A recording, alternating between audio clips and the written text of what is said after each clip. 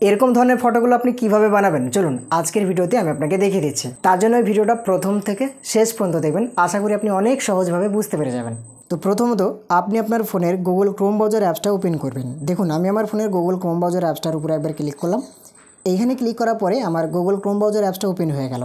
এবার আপনাকে যে কাজটা করতে হবে, আপনি উপরের দিকে লক্ষ্য রাখুন, এই যে সার্চ বলে লেখা আছে, সার্চ লেখাটার উপরে একবার টাচ করবেন।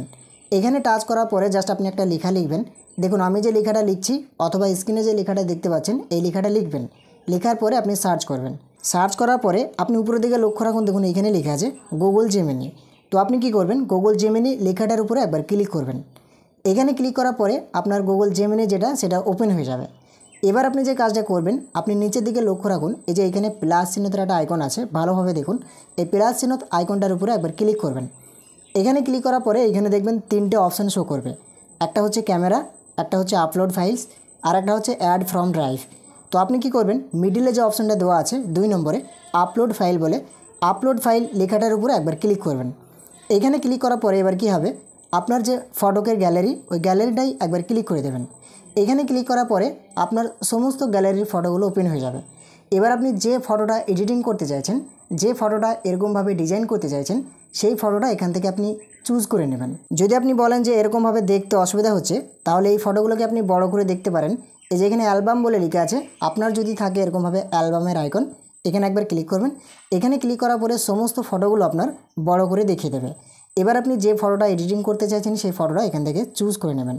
তো আমি আপনাকে দেখানোর জন্য একটা ফটো এখান থেকে চুজ করে নিচ্ছি, আপনি দেখতে থাকুন। তো দেখুন বন্ধুরা, আমি আপনাকে দেখানোর জন্য এখান থেকে একটা ফটো চুজ করলাম। এবার দেখুন ফটোটা সামনে চলে আসলো।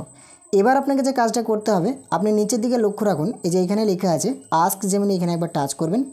এখানে টাচ করার পরে আপনি আরেকবার নিচের দিকে লক্ষ্য রাখুন, এই যে এখানে দুটো দাগ আছে, এই দুটো দাগের উপরে একবার ক্লিক করবেন। এখানে ক্লিক করার পরে দেখুন প্রথমেই লেখা আছে ক্রিয়েট ইমেজ, অথবা একটা কলার মতো আইকন থাকবে। আপনি এই কলা আইকনটা অথবা ক্রিয়েট ইমেজ লেখাটার উপরে একবার ক্লিক করবেন। তো দেখুন এইখানে একবার ক্লিক করলাম। এখানে ক্লিক করার পরে এবার আপনি যে কাজটা করতে চাইছেন, আপনাকে তো জেমিনিকে বোঝাতে হবে যে আমাকে এরকমভাবে ফটোটা করে দেন। তো সেই লেখাটা আপনাকে এখানে লিখতে হবে। তো কী লেখা আমি আপনাকে বলে দিচ্ছি, যার জন্য আমি আগে থেকে এটাকে কপি করে রেখেছি। টিপে ধরলাম, টিপে ধরার পরে যেখান থেকে পেস্ট করলাম। এবার আপনি নিচের দিকে লক্ষ্য রাখুন, এই যে অ্যারো আছে, সেন্ড আইকন আছে, সেন্ড আইকনটার উপরে একবার ক্লিক করবেন। এইখানে ক্লিক করার পরে স্ক্রলিং হবে, মানে জেমিনিকে পাঠানো হয়ে যাবে। এবার জেমিনি অটোমেটিকভাবে সেই ফটোটা বানানোর চেষ্টা করবে আপনি যেভাবে এই প্রম্পটটা লিখেছেন। তো 2-5 সেকেন্ড অপেক্ষা করলেই দেখবেন নিচের দিকে ওই ফটোটা দিয়ে দেবে। তো বন্ধুরা দেখুন আমার ওই ফটোটা সামনে পুরো দিয়ে দিয়েছে, পুরো রেডি হয়ে গেছে, সেটা আপনারা ভালোভাবে বুঝতে পারছেন। তো এবার আপনি এই ফটোটাকে সেভ করবেন। সেভ করার জন্য এই ফটোর উপর একবার টাচ করবেন।